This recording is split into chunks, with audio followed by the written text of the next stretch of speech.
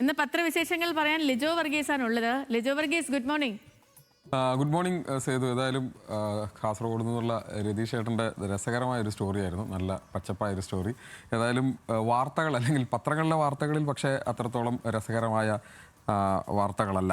മാധ്യമ പത്രത്തിൻ്റെ ഒന്നാമത്തെ പേജ്, അതായത് ഇന്നലെ ഉണ്ടായ ധവളപത്രവുമായി ബന്ധപ്പെട്ട വാർത്തകളാണ് ഏതാണ്ട് എല്ലാ പത്രങ്ങളിലെയും ആദ്യ വാർത്തയായിട്ടുള്ളത്. മാധ്യമം പറയുന്നത് കടം കഥ എന്നാണ്. വില്ലൻ കിഫ്ബി എന്ന് ധവളപത്രം പറയുന്നു എന്നുള്ളതാണ്. നയാ പൈസയില്ല, കുത്തുവാള എടുത്തു, കടം 5 കോടി 5.07 ലക്ഷം കോടി രൂപ എന്ന അടക്കമുള്ള കാര്യങ്ങൾ വെച്ചുകൊണ്ടാണ് മാധ്യമം ഒന്നാം പേജിൽ ആ വാർത്ത ഇന്ന് റിപ്പോർട്ട് ചെയ്തിരിക്കുന്നത്. സുപ്രഭാതവും സമാനമായി തന്നെ കടക്കയം എന്നാണ് അതിന് പേര്, ഹെഡ്ലൈൻ കൊടുത്തിരിക്കുന്നത്. കേരളം കടുത്ത സാമ്പത്തിക പ്രതിസന്ധിയിൽ നിന്ന് ധവളപത്രം എന്നാണ് സുപ്രഭാതം പറയുന്നത്. ആ ധവളപത്രവുമായി ബന്ധപ്പെട്ട മറ്റു വാർത്തകളിലേക്ക് ആണ് എന്നാൽ മറ്റു പത്രങ്ങൾ ഫോക്കസ് ചെയ്യുന്നത്. അത് കേരള കൗമുദി പറയുന്നത് പെൻഷൻ പ്രായം കൂട്ടാൻ ശുപാർശ എന്നാണ്.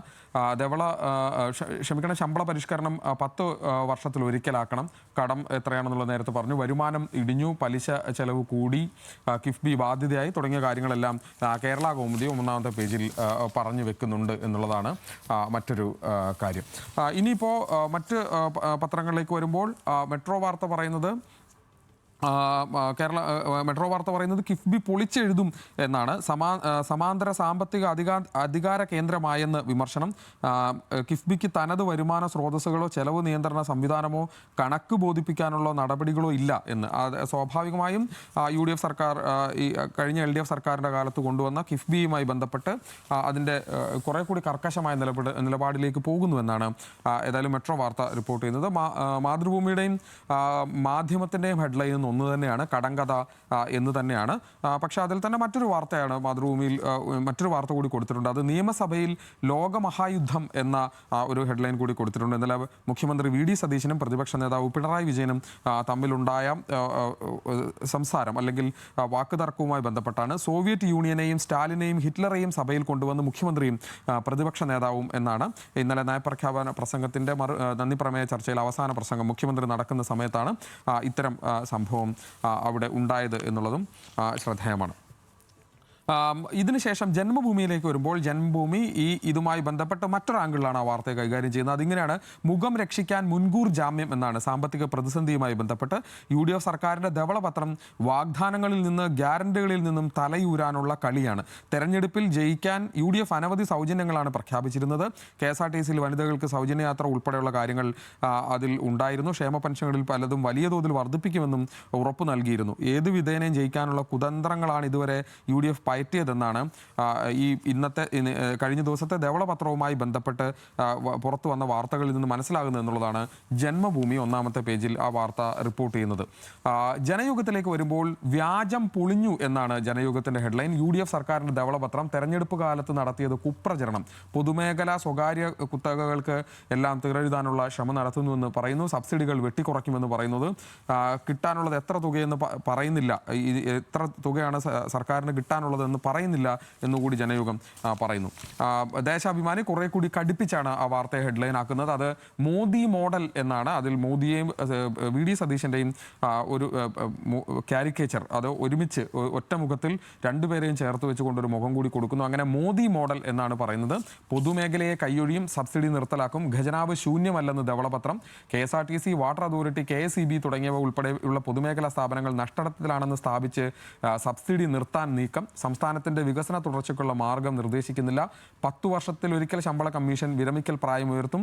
ഇനി വീട്ടുപടിക്കൽ പെൻഷനില്ല. ആധാർ ബന്ധിത ഡയറക്റ്റ് ബെനഫിറ്റ് വഴിയാകണം തുടങ്ങി അങ്ങനെ എന്താണ് യഥാർത്ഥത്തിൽ ഈ മറ്റു പത്രങ്ങളിലുള്ള അതിന് നേരെ ഘടകവിരുദ്ധമായ കാര്യങ്ങൾ അല്ലെങ്കിൽ അതിൻ്റെ ഒരു മറ്റൊരു ആംഗിളാണ് യഥാർത്ഥത്തിൽ ഇന്ന് ദേശാഭിമാനി കൊണ്ടുവരാൻ ശ്രമിച്ചിരിക്കുന്നു എന്നുള്ളത് ശ്രദ്ധേയമാണ്. വിദേശ സർവകലാശാലകൾക്ക് അനുമതി നൽകണം. സ്കൂളുകളുടെ അധ്യാപകരുടെ എണ്ണം കൂടുതലായതിനാൽ പുനർവിന്യസിക്കണം.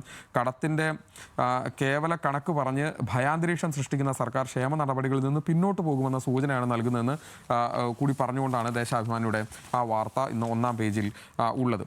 ഏതായാലും മലയാള മനോരമ ഉൾപേജ്, അതായത് രണ്ടാമത്തെ മനോരമയ്ക്ക് ഇന്ന് 2 ഒന്നാം പേജുണ്ട്. അതിൽ രണ്ടാമത്തെ ഒന്നാം പേജിലാണ് കടക്കണിയുമായി ബന്ധപ്പെട്ട വാർത്ത, അല്ലെങ്കിൽ ഇന്നലത്തെ ധവളപത്രവുമായി ബന്ധപ്പെട്ട വാർത്ത കൊടുത്തിരിക്കുന്നത്. പക്ഷെ ഒന്നാം പേജിൽ ഏറ്റവും പ്രധാനപ്പെട്ട വാർത്തയെ കൊടുത്തിരിക്കുന്നത് കൊന്നതാണ് സിസ്റ്റം എന്ന ഒരു പ്രധാനപ്പെട്ട വാർത്ത നമുക്ക് കാണാം. നീറ്റ് മരിച്ച കുട്ടിയുടെ കുറിപ്പ് പുറത്ത്, അമ്മയച്ഛ എന്നോട് ക്ഷമിക്കുമെന്ന് ആകാംക്ഷ ചതുർവേദി പറഞ്ഞ കാര്യം കൂടിയാണ്. പുനഃപരീക്ഷയിലെ ആശങ്ക മൂലം മരണമെന്ന് കുറിപ്പിൽ പരാമർശം. നാഗ്പൂരിലെ ദമ്പതികൾ മകളെ പഠിപ്പിച്ചത് 3 ലക്ഷം കടമെടുത്തത് എന്നുകൂടി പറഞ്ഞുകൊണ്ടാണ് പ്രതിപക്ഷ നേതാവ് രാഹുൽ ഗാന്ധിയുടെ ഒരു കോട്ട് കൂടി കൊടുത്തുകൊണ്ടാണ് മനോരമ ആ വാർത്ത ഇന്ന് ഒന്നാം പേജിൽ റിപ്പോർട്ട് ചെയ്തിരിക്കുന്നത്.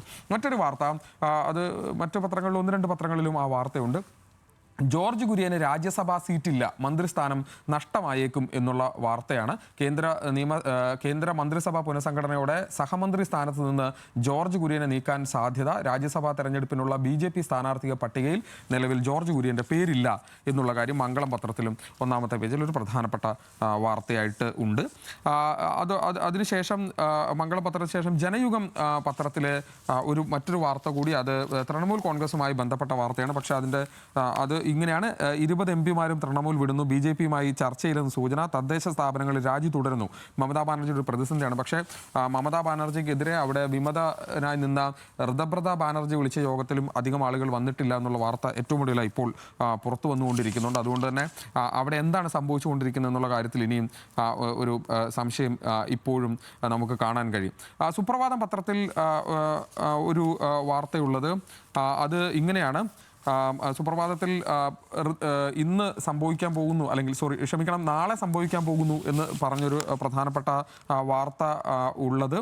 അത് ഇവിടേക്ക് കോക്രോച്ച് ജനതാ പാർട്ടിയുടെ സ്ഥാപകൻ ഇന്ത്യയിലേക്ക് വരുന്നു എന്നുള്ള വാർത്ത കൂടി സുപ്രഭാതം പത്രം കൊടുക്കുന്നുണ്ട്. അത് ഇനി എന്താണ് സംഭവിക്കാൻ പോകുന്നതെന്ന് സംബന്ധിച്ച കാര്യം കൂടി അതിനകത്ത് വരാൻ പോകുന്നു. വിമാനത്താവളത്തിൽ അറസ്റ്റിന് സാധ്യത എന്ന് പറയുന്നു. ദേശീയ തലത്തിലെ വിവിധ പരീക്ഷാ കേന്ദ്രങ്ങളിലെ ക്രമക്കേടുകളുമായി ബന്ധപ്പെട്ടുള്ള സമരത്തിന് നാളെ ആരൊക്കെ പങ്കെടുക്കും എന്നത് സംബന്ധിച്ചും സാധ്യതകളെക്കുറിച്ച് കൂടി പറഞ്ഞുകൊണ്ടാണ് സുപ്രഭാതം ആ വാർത്ത ഒന്നാം പേജിൽ റിപ്പോർട്ട് ചെയ്യുന്നത്. വീക്ഷണം പത്രത്തിലൊരു വാർത്ത, പടിമേലെ നിന്ന് എങ്ങോട്ട് എന്നുള്ളതാണ്. മാസപ്പടി ED കേസിൽ ഇന്ന് ഹൈക്കോടതിയുടെ വിധി അറിയാം. വീണയ്ക്കും നിർണായകം. തുടർ നീക്കങ്ങൾ എന്തൊക്കെയാണെന്ന് പരിശോധിക്കാൻ ED ഡയറക്ടർ ഇന്ന് കൊച്ചിയിലെത്തുന്നു. നിർണായക യോഗം കൊച്ചിയിൽ നടക്കുന്നു. തുടങ്ങിയ കാര്യങ്ങളെല്ലാം ചേർത്ത് വെച്ചുകൊണ്ടാണ് വീക്ഷണം ഒന്നാം പേജിൽ ആ വാർത്ത ഇന്ന് റിപ്പോർട്ട് ചെയ്യുന്നത്. ചന്ദ്രികയിലേക്ക് വരുമ്പോൾ, ചന്ദ്രികയിൽ ഒരു വാർത്ത, നവീൻ ബാബുവിൻ്റെ മകൾക്ക് ആശ്രിത നിയമനം, കേസ് CBIക്ക് വിട്ടു എന്നുള്ളതാണ്. ഏറെ രാഷ്ട്രീയ വിവാദത്തിന് വഴി തുറന്ന ADM K നവീൻ ബാബുവിൻ്റെ മരണത്തിൽ CBI അന്വേഷണത്തിന് ശുപാർശ ചെയ്തു സർക്കാർ. ഒപ്പം തന്നെ നവീൻ ബാബുവിൻ്റെ മകൾക്ക് ആശ്രിത നിയമനം നൽകാൻ കൂടി തീരുമാനിച്ചു എന്നുള്ള കാര്യമാണ് ചന്ദ്രിക ഒന്നാം പേജിൽ പ്രധാനപ്പെട്ട വാർത്തയെ റിപ്പോർട്ട് ചെയ്യുന്നത്. സ്പോർട്സ് പേജിൽ പ്രധാനപ്പെട്ട അല്ലെങ്കിൽ 2 കാര്യങ്ങളാണ്. അതിലൊന്ന് ലോകകപ്പുമായി ബന്ധപ്പെട്ടാണ്, ലോകകപ്പ് ഫുട്ബോളുമായി ബന്ധപ്പെട്ടാണ്. വാമോസ് ടീംസ് എന്നാണ് അതിന് ഹെഡ്ലൈൻ കൊടുത്തിരിക്കുന്നത്. ലോകകപ്പ് ബേസ് ക്യാമ്പുകളിൽ ടീമുകൾ പറന്നിറങ്ങുന്നു.